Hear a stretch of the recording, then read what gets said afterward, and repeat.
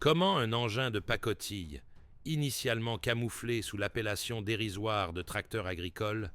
a-t-il pu devenir le char le plus produit du Troisième Reich, alors même que sa conception était techniquement obsolète avant même le premier coup de canon? Ce récit lève le voile sur la trajectoire méconnue d'une machine que la propagande présentait comme un prédateur invincible, mais qui s'avérait être, en réalité, un véritable cercueil d'acier pour ses propres équipages. Découvrez pourquoi les ingénieurs allemands, acculés par l'échec de leur blindage, en vinrent à tartiner désespérément du béton sur leur carcasse, et comment ce char, prétendu lourd, finit par s'enfoncer de honte dans la boue du front de l'Est sous le poids de ses propres contradictions. Nous explorerons l'absurdité historique monumentale qui vit ses vestiges de la Wehrmacht reprendre du service 20 ans après la chute de Berlin, luttant côte à côte avec leurs anciens ennemis, les T-34 soviétiques, dans les sables brûlants du Proche-Orient. Oubliez le mythe de la supériorité technologique germanique. Voici la chronique brute et sans phare d'un cauchemar de métal qui refusait de mourir, dont l'Odyssée est bien plus grotesque que n'importe quelle fiction. Le char moyen Panzerkampfwagen 4, répertorié dans les registres militaires sous la nomenclature technique Sonderkraftfahrzeug 161, incarne un paradoxe flagrant de l'histoire de l'armement allemand. Ce mastodonte, initialement conçu comme un simple véhicule d'appui secondaire, s'est métamorphosé par pur manque d'alternative en l'épine dorsale indispensable des forces blindées. La genèse de ce colosse de métal est intrinsèquement liée à une ère de faux semblants et d'errance technologique majeure. Le traité de Versailles, interdisant formellement à l'Allemagne la possession de tout engin de combat à chenilles,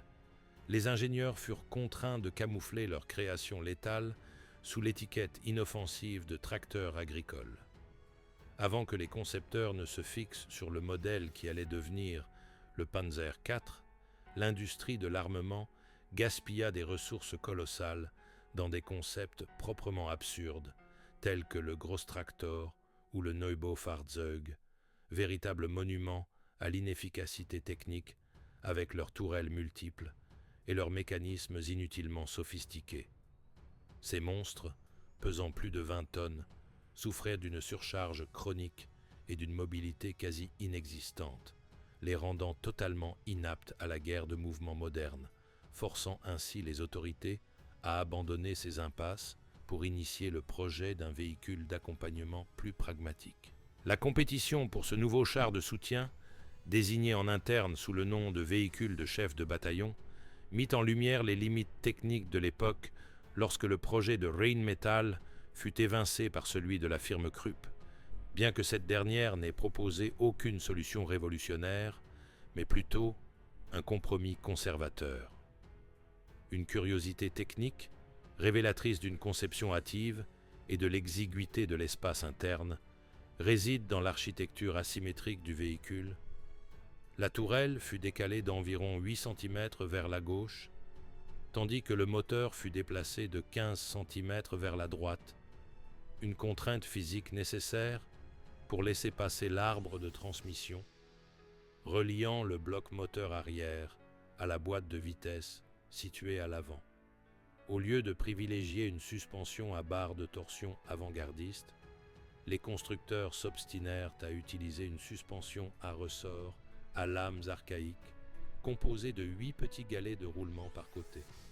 Si ce choix simplifiait la production, il limitait d'emblée le débattement et, par extension, les capacités de franchissement du char. La version initiale, le modèle A, disposait d'un blindage de châssis d'à peine 14 mm et demi, une protection si dérisoire qu'elle pouvait être transpercée par de simples mitrailleuses lourdes, transformant la survie de l'équipage en un pur exercice de probabilité. Le cœur de ce monstre d'acier était, sur les premières séries, un moteur 12 cylindres Maybach développant 250 chevaux, une puissance qui peinait à propulser le véhicule au-delà de 30 km/h sur route, une performance médiocre pour les ambitions de la guerre éclair. L'armement se limitait à un canon court de 75 mm dont le tube tronqué affichait une vitesse initiale si faible qu'il s'apparentait davantage à un mortier qu'à une pièce d'artillerie de précision, rendant toute confrontation avec d'autres blindés d'une inefficacité tragique. C'est ainsi que sortit des chaînes de montage une machine frappée de tares congénitales, une peau trop fine, un cœur trop faible et une arme incapable de frapper avec autorité. À peine les premiers exemplaires avaient-ils franchi les portes des usines que la réalité impitoyable des défaillances techniques contraignait déjà les ingénieurs à des rectifications frénétiques, tant la conception d'origine s'avérait insuffisante pour un véritable engagement au front. Pour tenter de compenser l'inertie humiliante du véhicule, on installa sur les versions suivantes, les modèles B et C, un bloc moteur plus vigoureux, le Maybach HL 120 TR, poussant la puissance à 320 chevaux et permettant d'atteindre une vitesse théorique de 40 km/h, ce qui ne changeait en rien la vulnérabilité structurelle de l'engin. Parallèlement, on supprima la mitrailleuse de caisse du radio au profit d'une simple fente de vision et d'une fente de tir pour pistolet, réduisant paradoxalement ses capacités de défense rapprochées, tandis que le blindage frontal était porté à 30 mm pour offrir une protection, bien que minimale, contre les éclats et les projectiles légers. L'invasion de la Pologne, en septembre 1939, à laquelle prirent part 211 de ces véhicules, balaya brutalement l'illusion de l'invulnérabilité. Les canons anti-chars polonais de 37 mm percèrent les plaques d'acier des chars de soutien allemands avec une facilité déconcertante. Bien que la propagande ait célébré une victoire rapide, la Wehrmacht déplora la perte de 76 de ses engins prétendument supérieurs, dont 19 furent purement et simplement rayés des inventaires comme perte totale, leurs parois de métal étant incapables d'opposer une résistance sérieuse aux projectiles ennemis. En réaction à ce camouflet, la production du modèle D fut lancée en hâte, réintégrant la mitrailleuse de proue et portant le blindage latéral à 20 mm, mais le poids total grimpa inexorablement vers les 20 tonnes, poussant le train de roulement, conçu à l'origine pour des charges bien moindres, jusqu'à ses limites critiques de tolérance. La campagne de France, en mai 1940, apporta une conclusion encore plus amère lorsque les équipages allemands se heurtèrent aux chars britanniques Matilda et au monstre français B, un bis, sur la peau épaisse, desquels les grenades explosives du court canon tronqué s'écrasaient sans le moindre effet. Cette rencontre avec des blindés alliés massifs dégrada le Panzer IV au rang de spectateur impuissant, son armement principal ne développant aucune force de pénétration significative contre les blindages modernes, forçant les équipages à la fuite ou à des manœuvres désespérées. Dans un élan d'improvisation technique, on équipa le modèle suivant, la version E,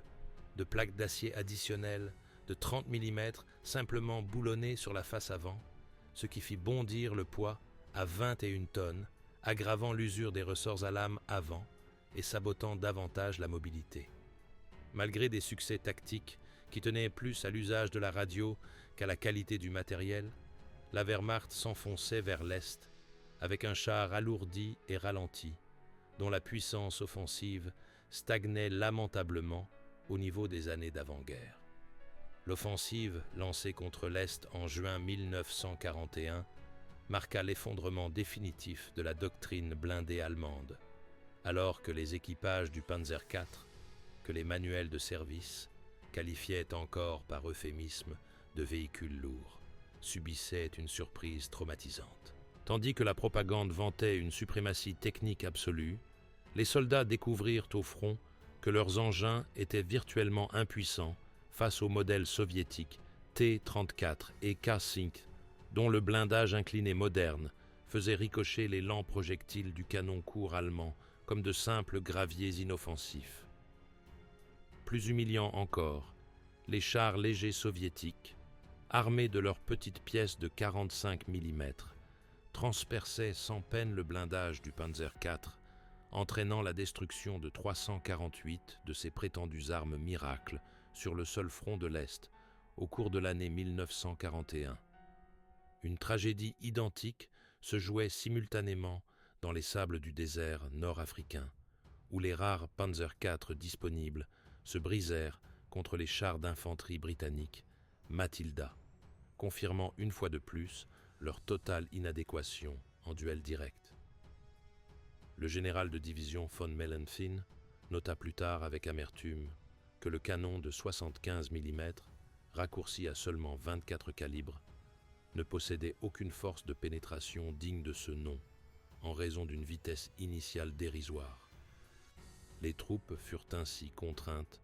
d'utiliser des canons anti-aériens de 88 mm, extrêmement coûteux, pour stopper les chars adverses face à la défaillance de leur propre blindé principal. Dans une tentative désespérée d'accroître les chances de survie, on développa la version F1, portant enfin le blindage frontal intégral à 50 mm. Mais ce surcroît de protection imposa un tribut technique exorbitant. Le poids total du véhicule grimpa à 22 tonnes et 300 kg,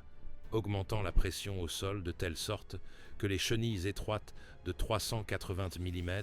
s'enfonçaient inexorablement dans la boue liquide russe, dégradant dramatiquement la mobilité. Pour empêcher cet enlisement, il fallut introduire en hâte des chenilles plus larges de 400 mm et redessiner laborieusement les barbotins et les poulies de tension, sans toutefois masquer la réalité. On ne faisait qu'entasser davantage de plaques d'acier sur un châssis désespérément sous-armé. La crise atteignit son paroxysme lorsque Adolf Hitler lui-même intervint dans le développement, exigeant l'installation d'un canon de 50 mm, un projet qui s'avéra totalement absurde, car le châssis imposant du Panzer IV était largement surdimensionné pour un si petit calibre, ce qui aurait abouti à la création d'un colosse de plusieurs tonnes, doté de la force de frappe dérisoire d'un char léger. La réponse technique à la débâcle subie sur les lignes de front prit la forme d'une opération chirurgicale radicale et périlleuse sur la tourelle du véhicule. Les ingénieurs, au mépris de tous les principes de conception initiaux, forcèrent l'installation du canon long de 75 mm, le modèle 40 avec une longueur de 43 calibres. Cette variante, passée à la postérité sous la désignation de modèle F2, conféra enfin au char la capacité de transpercer une plaque d'acier blindée de 89 mm à une distance de 1000 mètres. Mais cette prouesse déplaça dramatiquement le centre de gravité vers l'avant, soumettant les ressorts à lames frontaux à une surcharge structurelle permanente. Pour domestiquer l'énorme impulsion de recul de cette nouvelle pièce à haute pression, l'installation d'un frein de bouche à chambre unique devint impérative, ce qui allongea la silhouette globale du blindé et restreignit considérablement sa maniabilité dans les zones boisées ou urbaines. Au cours de l'été 1942, ces engins modifiés atteignirent les premières lignes et rétablirent brièvement un semblant d'équilibre technique, car ils étaient désormais aptes à engager les T-34 soviétiques ainsi que les chars américains Grant en Afrique du Nord, depuis des distances de sécurité. Les troupes britanniques, qui baptisèrent cette variante, avec une crainte respectueuse, le Panzer IV spécial, identifièrent rapidement la menace, mais le faible volume initial de quelques douzaines de machines empêcha tout basculement stratégique, l'industrie allemande s'avérant incapable de compenser les pertes de manière adéquate. Très vite, la production transita vers le modèle G, caractérisé par un frein de bouche à double chambre plus performant et la suppression des fentes de vision latérale de la tourelle afin de simplifier la fabrication et de préserver, tant bien que mal, l'intégrité structurelle du blindage face aux impacts. Cette course effrénée à l'armement imposa toutefois son tribut physique implacable, le poids total grimpant inexorablement vers les 23 tonnes et 600 kg, poussant le châssis, originellement calibré pour 17 tonnes, dans les derniers retranchements de sa résistance mécanique. La silhouette du véhicule fut si profondément altérée par ce long tube que les rapports soviétiques classifièrent fréquemment, et à tort, cette variante comme un tigre de type 4, ce qui témoignait moins de la puissance réelle du char que de la confusion régnant sur le champ de bataille, où l'on prêtait désormais à ce modèle fondamentalement obsolète des capacités physiques qu'il pouvait à peine supporter. Si la puissance de feu était désormais théoriquement suffisante, le surpoids dégrada définitivement l'agilité de l'ancien char de soutien, le transformant en un colosse poussif qui tanguait dangereusement à la moindre irrégularité du terrain. Au cours de l'été 1943, lors de la vaste opération déclenchée dans le saillant de Koursk, un paradoxe statistique flagrant fut mis en lumière. Contrairement à la croyance populaire, ce ne furent pas les nouveaux modèles lourds qui supportèrent l'essentiel du fardeau des batailles de chars, mais le Panzer IV, pourtant techniquement exsangue. Au sein des unités décisives, telles que le 48e corps blindé, ces véhicules constituaient la majorité absolue, bien que leurs multiples modifications les rendaient presque méconnaissables, ne laissant deviner leur identité que par la silhouette caractéristique de leur train de roulement. Pour faire face à la menace permanente des fusils antichars soviétiques et des charges creuses, les flancs et la tourelle furent affublés de plaques d'acier de 5 mm d'épaisseur, les fameuses Schürzen, qui donnaient au char une apparence bouffie tout en ajoutant 500 kg supplémentaires à sa masse déjà critique. L'évolution technique atteignit son zénith le plus contestable avec la série désignée sous le nom de modèle H, pour laquelle les ingénieurs renforcèrent enfin le blindage frontal de la caisse par une plaque d'acier massive et monobloc de 80 mm, renonçant au bricolage des plaques additionnelles boulonnées. Cette mesure de protection propulsa toutefois le poids de combat au seuil alarmant de 26 tonnes, brisant définitivement les tolérances physiques d'un châssis conçu à l'origine pour la classe des 17 tonnes. Les ressorts à lame avant se retrouvèrent soumis à une contrainte si destructrice que le char tanguait de manière erratique au moindre obstacle. Malgré l'implémentation d'une nouvelle transmission de la Zahnradfabrik Friedrichshafen, la SSG 77, les performances dynamiques s'effondrèrent, la vitesse en tout terrain chutant d'au moins 15 km/h, privant ainsi le véhicule de la mobilité tactique qui faisait autrefois sa seule force. En plus de ce fardeau de blindage écrasant, les usines commencèrent à recouvrir les surfaces verticales d'une pâte cimentaire appelée zimérite, destinée à empêcher l'adhérence des mines magnétiques de l'infanterie, ce qui compliquait encore davantage le processus de fabrication, tout en augmentant paradoxalement les risques d'incendie en cas d'impact. Face à cette impasse technologique, des voix sérieuses s'élevèrent au sein du commandement pour exiger l'arrêt total de la production de ce type obsolète au profit des canons d'assaut ou des chasseurs de chars, mais l'absence d'alternatives prêtes à l'emploi contraignit l'industrie à intensifier la cadence. C'est ainsi que l'on aboutit à la situation absurde où, en 1943, l'appareil productif allemand livrait près de 3000 exemplaires d'un char qui avait épuisé tout son potentiel de développement et ne se maintenait au combat que par la seule épaisseur de son acier et la longueur démesurée de son canon. En juin 1944, alors que la situation militaire du Reich se dégradait de façon spectaculaire, l'introduction du modèle J marqua une variante qui, loin d'être un progrès, s'apparentait à une régression technique née d'une détresse absolue. Pour accélérer la production et économiser des matières premières stratégiques,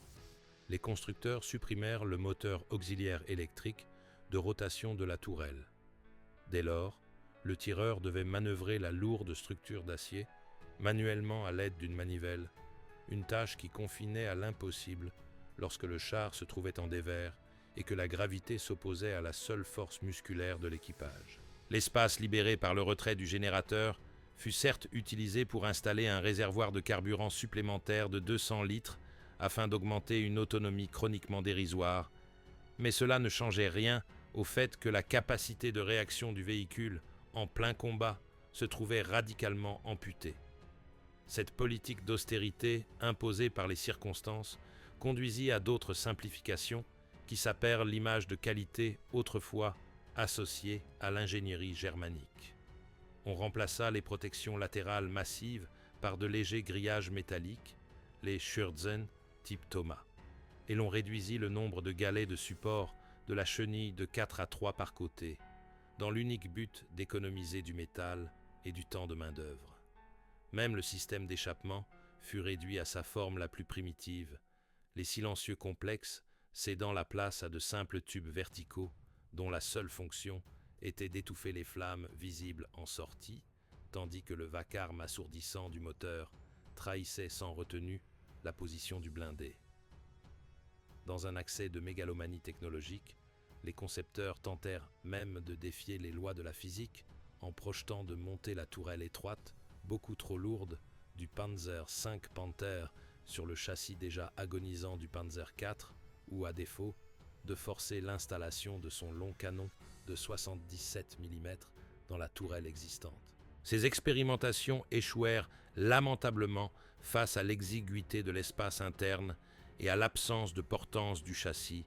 à l'image de l'essai de transmission hydrostatique où 2 pompes à huile devaient actionner les barbotins, une technologie certes innovante, mais qui se révéla totalement impraticable en raison de fuites permanentes et d'une pénurie chronique de pièces de rechange. À côté de ces configurations exotiques, subsistaient des adaptations spécialisées comme les chars submersibles,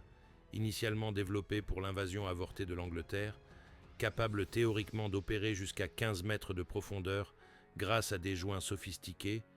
mais qui finirent par être détournés de leur fonction première sur le front de l'Est. Des versions poseuses de ponts et des transporteurs de munitions furent également assemblés sur cette base, ce qui n'eut pour effet que de mobiliser des châssis précieux pour des services auxiliaires, au lieu de renforcer des unités de combat déjà décimées. Le chapitre final de cette agonie technique s'écrivit dans les ruines de l'année 1945, lorsque les dernières unités disponibles furent sacrifiées inutilement lors des offensives désespérées dans les Ardennes et près du lac Balaton, bon nombre de véhicules ne pouvant plus se déplacer par leurs propres moyens. Dans les rues de Berlin, les Panzer IV en panne ou privés de carburant furent finalement enterrés au carrefour, dégradés au rang de blockhaus d'acier immobiles, où leurs équipages, enfermés dans ces boîtes de métal exigus, attendaient l'issue inévitable, tandis que cette arme autrefois mobile n'était plus qu'une cible statique vouée à la destruction. Cependant, le silence des armes en Europe au mois de mai 1945 ne signifia nullement le trépas de cette construction déjà largement obsolète, car, par un étrange caprice de l'histoire, des centaines de ces véhicules échouèrent dans les arsenaux de leurs anciens adversaires et d'États neutres. Tandis que les grandes puissances orientèrent leurs programmes d'armement vers des concepts modernes, des nations comme la Tchécoslovaquie, qui récupéra à elle seule 165 exemplaires, ou la Finlande, s'évertuèrent à rapiécer les carcasses restantes. Les Finlandais maintinrent même ces anachronismes roulants en service actif jusqu'en 1962, dans une méconnaissance totale de l'évolution technique militaire. Le point d'orgue absurde de ce chapitre de l'après-guerre se joua toutefois au Proche-Orient, où un nombre considérable de modèles H et J parvint par des chemins détournés, issus des stocks français et espagnols, pour trouver une dernière et douteuse utilité au sein de l'armée syrienne. Il ne manque pas d'ironie de constater que d'anciens officiers de la Wehrmacht furent recrutés comme instructeurs pour former des équipages syriens sur un char qui, déjà 10 ans plus tôt, était considéré comme techniquement dépassé et qui devait désormais opérer dans un environnement climatique pour lequel son système de refroidissement n'avait jamais été calibré. L'inaptitude absolue de cet engin au combat moderne se révéla sans phare lors de la guerre de l'eau en novembre 1964, lorsque les Panzer IV syriens tentèrent de pilonner les positions israéliennes depuis les hauteurs du Golan, mais ne récoltèrent que des échecs cuisants en raison de leur optique archaïque et de l'insuffisance balistique de leurs munitions. La riposte des chars israéliens Centurion, armés de leurs pièces de 105 mm ultramodernes, fut foudroyante, car ils annihilèrent les reliques allemandes à des distances se situant bien au-delà de la portée efficace du vieux canon de 75 mm. Le scénario final, et sans doute le plus grotesque, se produisit lors de la guerre des 6 jours,